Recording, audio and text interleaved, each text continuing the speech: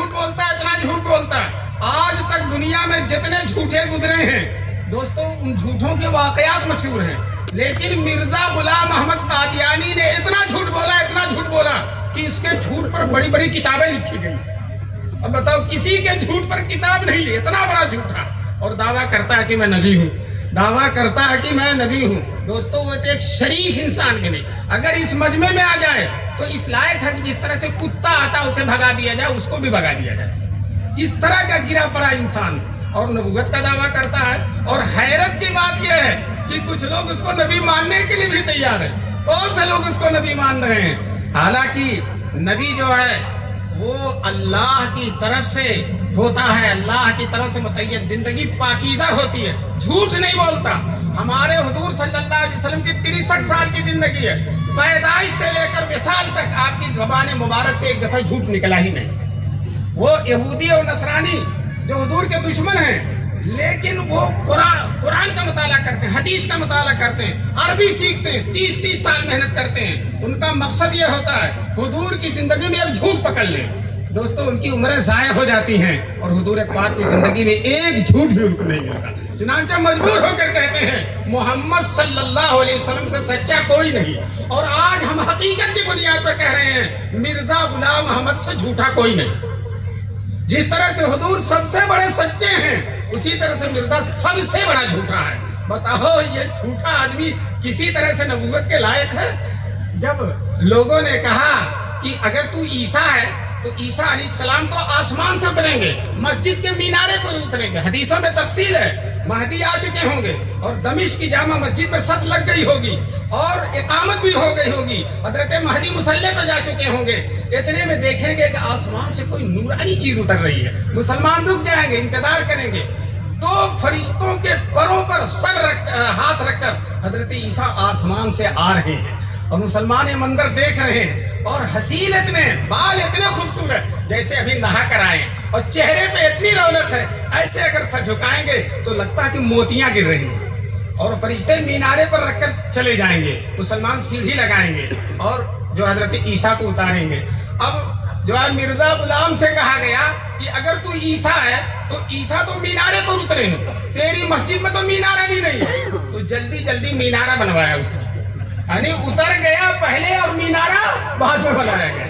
ये शकील जिसका तस्करा हो रहा, इससे जब कहा गया कि तू अगर ईसा है तो ईसा आसमान से उतरेंगे, तो वो कहता आसमान से उतरने का तस्करा बुखारी मुस्लिम में नहीं है। हम कहते हैं अगर बुखारी और मुस्लिम में नहीं है तो आम उतरना नहीं मुराद है। आम उतरना तो सब लोग, अभी हम स्टेज से उतरेंगे, अरे कोई खास उतरना मुराद है, और खास उतरना वही है जो आसमान से, और बैहक़ी वगैरह की रवायत में है कि वो आसमान से उतरेंगे।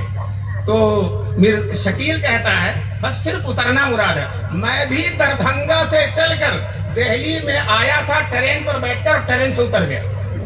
तो दोस्तों, अगर ट्रेन से उतरना ईसा अलैहिस्सलाम की दलील है तो हम लोग कितनी दफा उतर चुके हैं, आप कितनी दफा उतर चुके हैं। ये मक्कार लोग हैं, शातिर लोग हैं, अय्यार लोग हैं, और ये दीन के दुश्मन लोग हैं। अल्लाह तबारक तआला हम सबको इनके शर से बचने की तौफीक नसीब फरमाए। और दोस्तों, यही एक फितना हो तो चलो, फितने पर फितना, एक फितना मेहनत करके उलमा खत्म करते हैं, दूसरा आ जाता, तीसरा आ जाता है।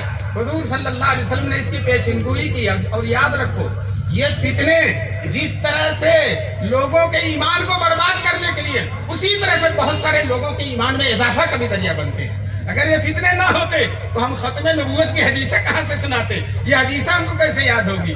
दोस्तों, इसी तरह से एक रियाज गौहर शाही है, शकील के बारे में बहुत बात हो चुकी है। इंशाअल्लाह आज के उलमा ने शकील की शक्ल बिगाड़ कर रख दी और उसकी पूरी हैसियत को वादे कर दिया। मैं उम्मीद रखता हूँ इंशाअल्लाह पूरे मजमे में इंशाअल्लाह कोई शकील का मानने वाला भी नहीं होगा, और हमारी बस्ती में, हमारे इलाके में इंशाअल्लाह आज की इस कॉन्फ्रेंस के बाद शकील का मानने वाला कोई नजर नहीं आएगा। इंशाअल्लाह आप आने देंगे नजर? नहीं आने देंगे नजर इंशाअल्लाह, फितना खत्म हो जाएगा। देखो दोस्तों, मौलाना आकिल साहब ने अपनी तकरीर में बहुत अच्छी बात की।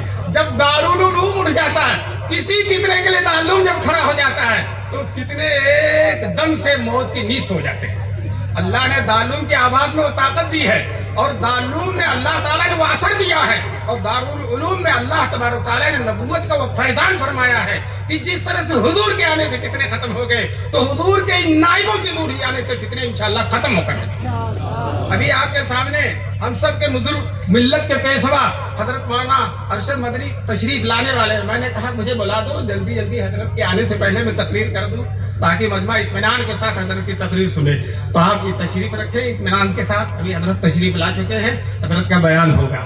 بہرحال میں یہ کہہ رہا تھا کہ اسی طرح سے ریاض گوہر شاہی نام کا ایک وہ کہتا ہے میرے اندر حضور کی روح آ گئی ہے، کہتا ہے میرے اندر حضور کی روح آ گئی ہے۔ اس ناپاک کتے کے اندر حضور کی روح آئے گی، لیکن کہتا ہے میرے اندر حضور کی روح آ گئی، اور جب حضور کی روح میرے آ گئی تو میں آمینہ کا لال ہو گیا، میں آمینہ کا لال ہو گیا، اور جب میں آمینہ کا لال ہو گیا تو آمینہ میری ماں ہو گئی، اور عبداللہ جو حضور کے باپ ہیں وہ میرے باپ ہو گئے۔ اسی طرح سے میں مہدی ہو گیا۔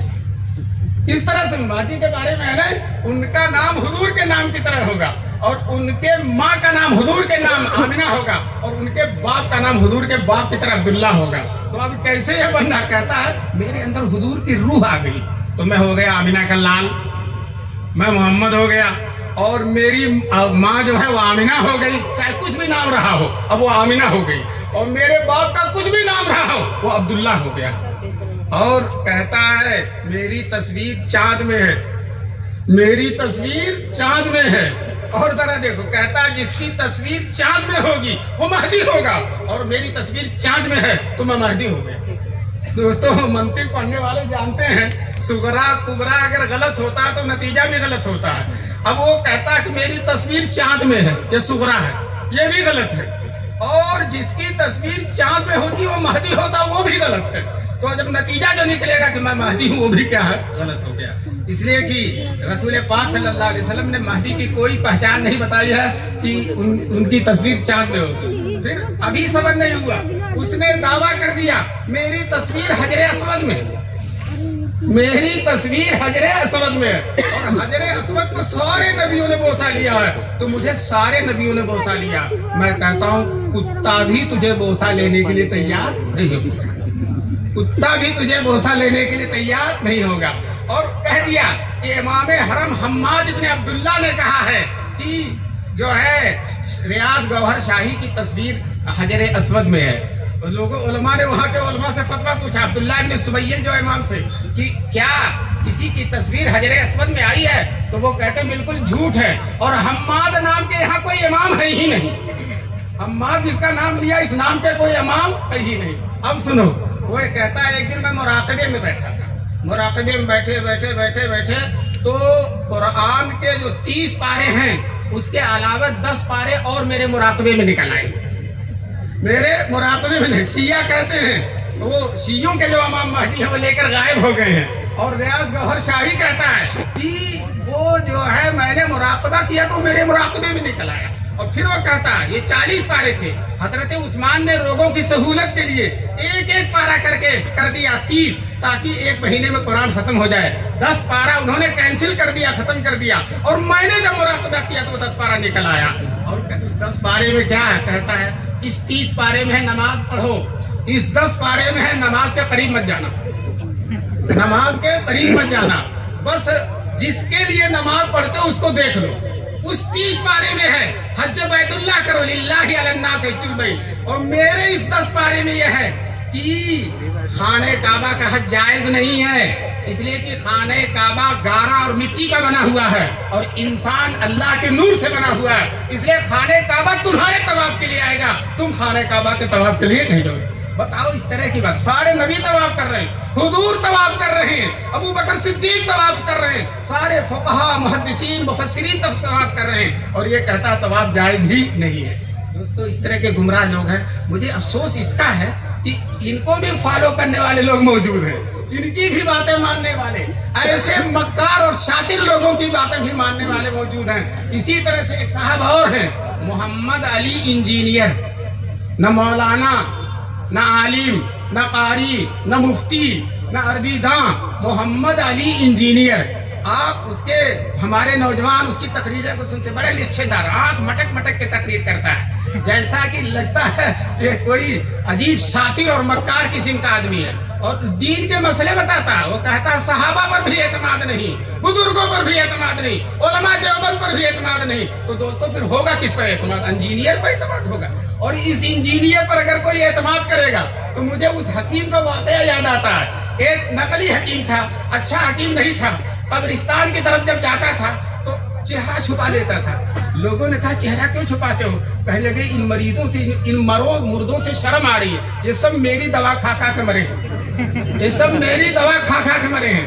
تو جس طرح سے اس ناقص حکیم کی دوا کھا کھا کر لوگ مر جاتے ہیں، اسی طرح سے اس ناقص آدمی جو صرف انجینئر ہے، دوستو انجینئر سے قرآن سیکھیں گے، آپ حدیث سیکھیں گے، دین سیکھیں گے، عقیدہ سیکھیں گے، نماز روزہ سیکھیں گے۔ انجینئر سے تو گھر بنوانا ہے تو اسے بلا لینا، نقشہ بنا دے گا۔ چنانچہ کہنے والے نے کہا ہے نہ کتابوں سے، نہ وعظوں سے، نہ زر سے پیدا، نہ کتابوں سے، نہ وعظوں سے، نہ زر سے پیدا، دین ہوتا ہے بزرگوں کی نظر سے پیدا۔ مجھے بہت اچھا لگا، اتنی شاندار کانفرنس ہے۔